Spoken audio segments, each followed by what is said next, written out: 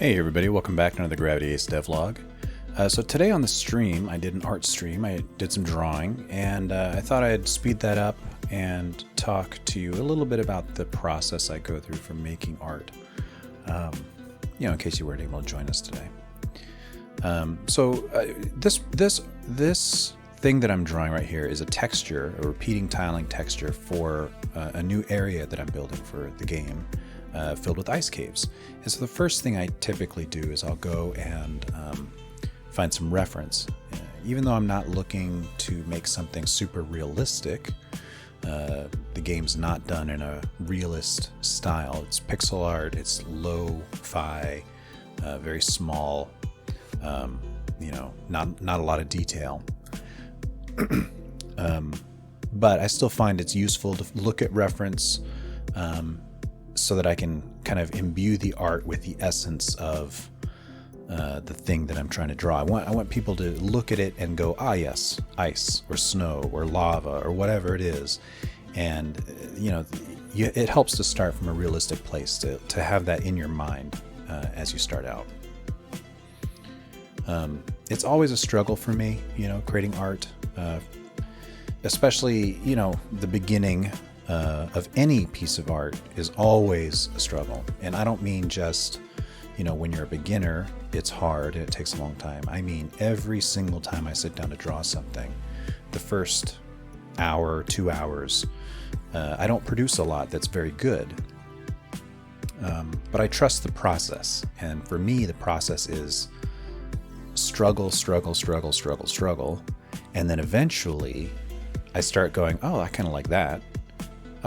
This is kind of going the way I want. And eventually it starts working out. This particular piece, I think this is sped up like 12 times or something. This was about 2 hours of drawing. And,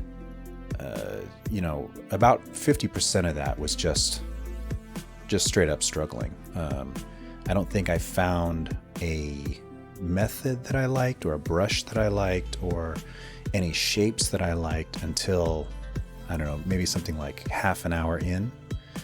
And up to that point, it was just, garbage. And then all of a sudden it just started to click, and that's the way it always is for me. So if there's one piece of advice to take away from this, it's don't give up too soon. Right? You got to just struggle through the beginning parts. And at some point, it may be half an hour, it may be 2 hours, you'll start feeling like, oh, this is actually going somewhere. And from that moment on, it gets a little easier, At first, it's like, ugh, I feel terrible, I want to quit. This is me, I never liked starting. It's always so difficult, but then suddenly it just sort of starts to click and I go, oh, that looks cool. And then I tried doing more of that. And that's exactly how this piece went. There's still a lot of, design process going on. It is difficult. There's a lot of thinking that goes into drawing. It's not mindless or automatic for me. There's a lot of very difficult thinking that goes into how am I going to do this shape? What shape do I even want? And for me, I don't really know a lot of the time what I want until I see it.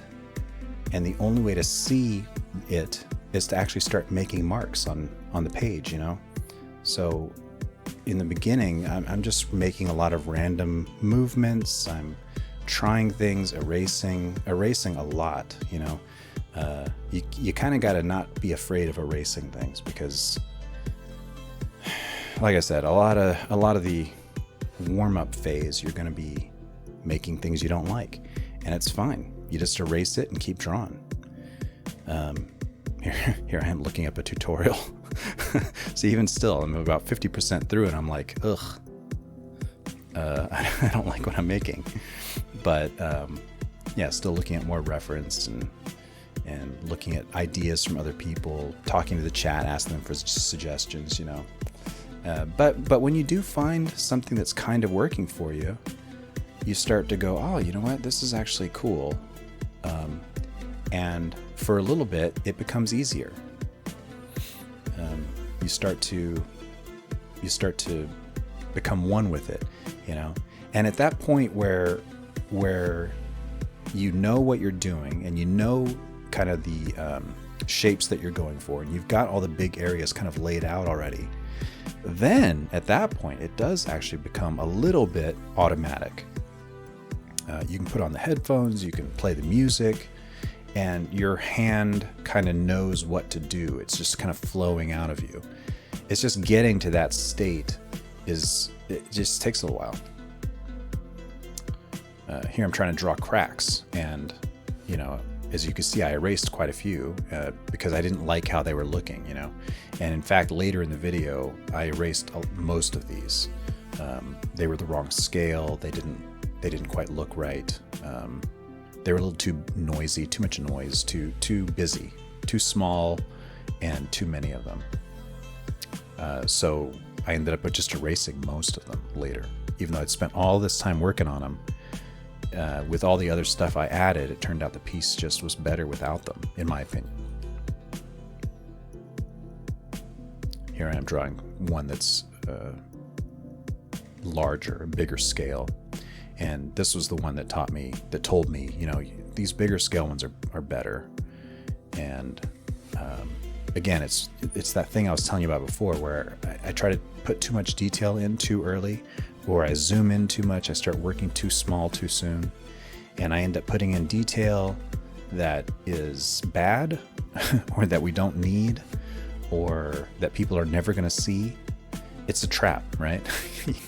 You've got to try and work big from far away. Keep in mind the use that people are going to get out of it, you know.